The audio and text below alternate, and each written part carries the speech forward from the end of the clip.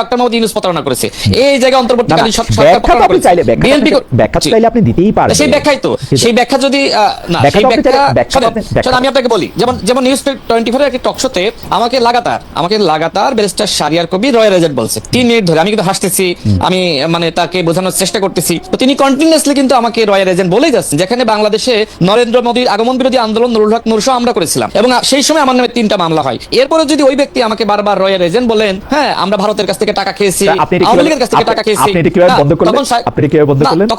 তখন তো স্বাভাবিকভাবে আমি কত সময় নিজেকে কন্ট্রোল করব? তখন আমি তাকে কিন্তু কাউন্টার দিয়েছি এবং আমাকে তখন আমার যে শারীরিক ভাষা ব্যবহার করে কাউন্টার দিয়েছেন সেটা খুব ডিসেন্ট হয়েছে না। শারীরিক ভাষা তিনি আমাকে আমি দেখতেছিলাম যে আপনি আঙ্গুল তুলে তুলে কথা বলতেছেন। আমি বলতেছি না, উনি তো থামতেছে না, উনি আমাকে রয়্যাল এজেন্ট বলতেছে। তখন আমি তাকে বলছি আমি এটা নিয়ে আমি বললাম, আপনি বলেন আমি যদি ওই সময় তাকে না থামাত, হ্যাঁ, বা মনে করেন যে আমি রাগান্বিত হয়েছি, তো আমি রাগান্বিত না হলে তো তিনি একের পর আমাকে এই ধরনের ভাষা ব্যবহার করে।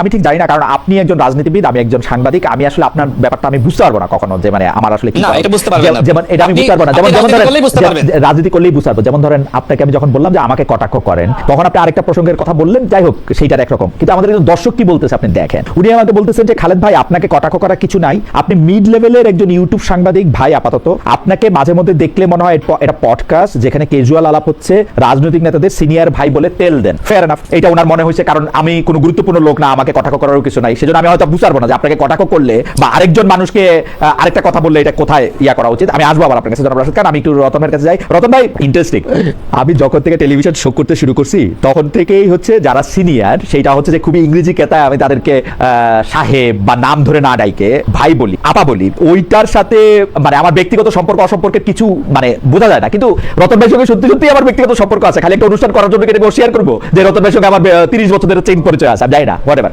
আমি আপনাকে যেটা বলতে চাই যে জুলাই আন্দোলনের শরীক হিসেবে রতন ভাই আপনারাও অন্তর্বর্তী সরকারের গঠনে সহায়তা, কিন্তু প্রথম দিকে যমুনায় ডাক পেতেন, সেখানে কিছু মিটিংয়েও গেছেন, পরে দিন যত গড়িয়েছে ডক্টর ইউনূস সরকারের সঙ্গে আপনাদের দূরত্বও বেড়েছে। তখনকার প্রেস সচিব পর্যন্ত জনাব শফিকুল আলম আপনারাদেরকে বলেছেন যে বামদের দ্বারা, আপনাদের সম্পর্কে বলছেন, বামদের দ্বারা ইনফ্লুয়েন্স হলে বাংলাদেশের জব হবে না, বাংলাদেশকে উনারা বনসাই বানিয়ে রাখতে চান। ইন্টারেস্টিং ব্যাপার হলো, এটা শফিকুল আলম ভাই বলছেন, খুবই অনেকে অনেক সমালোচনা করছেন, কিন্তু বেশিরভাগ মানুষের এইটাই ধারণা যে আপনাদের কথা শুনলে বাংলাদেশের জব হবে না, অর্থনীতি সামনের দিকে যাবে না এবং বাংলাদেশকে আপনারা বনসাই বানায় রাখেন। রতন ভাই একটু যদি শুনতাম আপনার কাছ থেকে।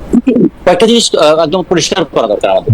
আমরা কি চাই? আমরা দেশের উন্নতি চাই এবং উন্নতির একটা সমতা চাই। বৈষম্য বিরোধী আন্দোলনের পটভূমিতে যে সরকারটা গঠিত হলো, আওয়ামী লীগের বিরুদ্ধে আমাদের ক্রোধ, ক্ষোভ, রাগ সবকিছু কেন্দ্রীভূত হয়েছিল কিন্তু নির্বাচনকে নিয়ে। কিন্তু বাস্তবে আওয়ামী লীগ এই 15 বছরে কি পরিমাণ দুর্নীতি করেছে, কি পরিমাণ দুঃশাসন চালিয়েছে, কি পরিমাণ কণ্ঠরোধ করেছে, কি পরিমাণ দেশের সম্পদ বিদেশে পাচার হতে দিয়েছে, কিভাবে দেশের ব্যাংকগুলোকে ফাঁকা করে দিয়েছে, কিভাবে আর্থিক প্রতিষ্ঠানগুলোকে দেউলিয়া বানিয়ে দিয়েছে, এগুলো কি কোনোটা আলোচনায় আসবে না? এগুলো যদি আলোচনায় আসে তাহলে তোমাদের বলতে হবে জুলাই চেতনা কি শুধুমাত্র স্লোগান? জুলাই চেতনা তো একটা দৃষ্টিভঙ্গি, যেভাবে আওয়ামী লীগ দেশটা চালিয়েছে সেইভাবেই যদি কেউ দেশটা চালায় তাহলে বুঝতে হবে চেহারার পরিবর্তন হয়েছে, চরিত্রটার পরিবর্তন হয়নি। কিন্তু আপনারা যখন অন্তর্বর্তীকালীন সরকারের সমালোচনা করতে শুরু করলেন রতন ভাই, তখন এটা একটু আর্লি ছিল না? আপনাদেরকে আপনাদের প্রধান রাগ ছিল যে আপনাদের যথেষ্ট মূল্যায়ন করা হইতেছে কিনা, সেইটা থেকে আপনারা মানে সেটাও তো একরকম ভাগ, তাই না? মানে ক্ষমতার একটা অংশীদারিত্ব।